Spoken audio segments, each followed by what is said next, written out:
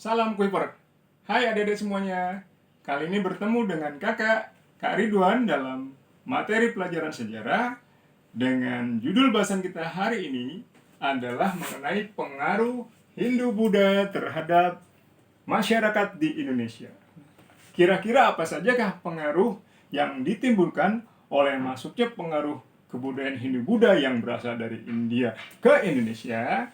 Nanti kita akan bahas lebih menyeluruh. Nah, tentunya sebelum kita mulai, kakak yakin kalian tetap semangat, oke?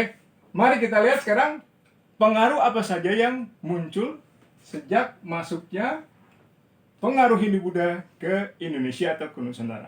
Nah, secara umum adik-adik, pengaruh Hindu-Buddha terhadap kehidupan masyarakat di Indonesia terbagi ke dalam 5 aspek. Bisa kelihatan di sini ya, ada aspek politik, ada aspek ekonomi, ada aspek sosial budaya, dan juga ada aspek pendidikan. Nah, secara umum 5 aspek ini kita akan bahas, dan mudah-mudahan setelah kita bahas materi berikut ini kalian akan dapat menguasai dan memahami apa saja yang termasuk pengaruh kebudayaan Hindu-Buddha dalam kehidupan masyarakat di Indonesia.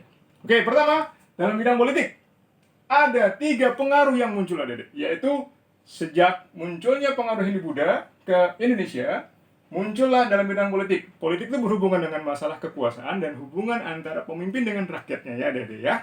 Nah, nomor 1 pengaruhnya adalah munculnya sistem pemerintahan berbentuk kerajaan. Di mana sebelum ada Hindu-Buddha, pemerintahan Indonesia polanya adalah berbentuk pedesaan, ya, dusun, di mana pemimpinnya disebut kepala desa atau kepala adat.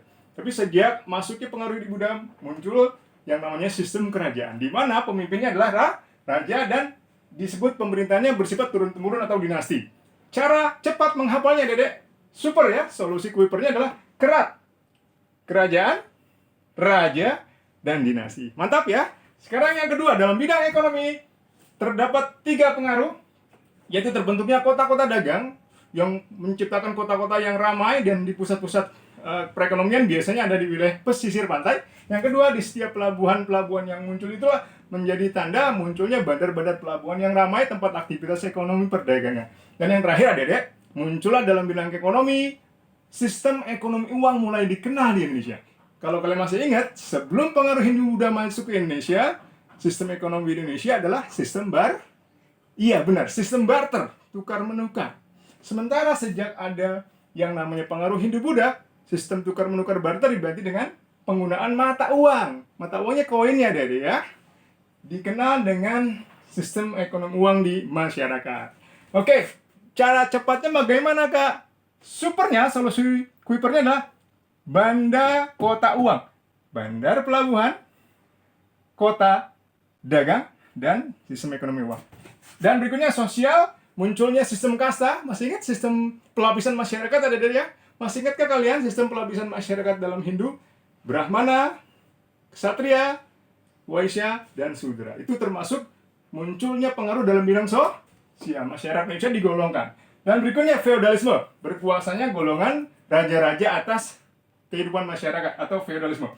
Cara cepatnya, solusi supernya dari Kuiper adalah kadal, ya, kasta dan feodalisme. Oke, lanjut, kita percepat, adik-adik. Dalam bidang budaya adalah lahirnya pengaruh baru dalam masyarakat Indonesia yang membuat masyarakat Indonesia mengenal tulisan, huruf, dan bahasa, yaitu dikenalnya aksara atau huruf dan bahasa. Aksaranya aksara Pallawa, huruf Pallawa, dan bahasanya Sanskerta. Selebihnya ada kalender, arsitektur, dan seni sastra. Dan terakhir dikenallah yang namanya pendidikan, muncullah sekolah-sekolah untuk belajar dalam sebuah asrama, dan munculnya jabatan atau istilah guru, adik-adik.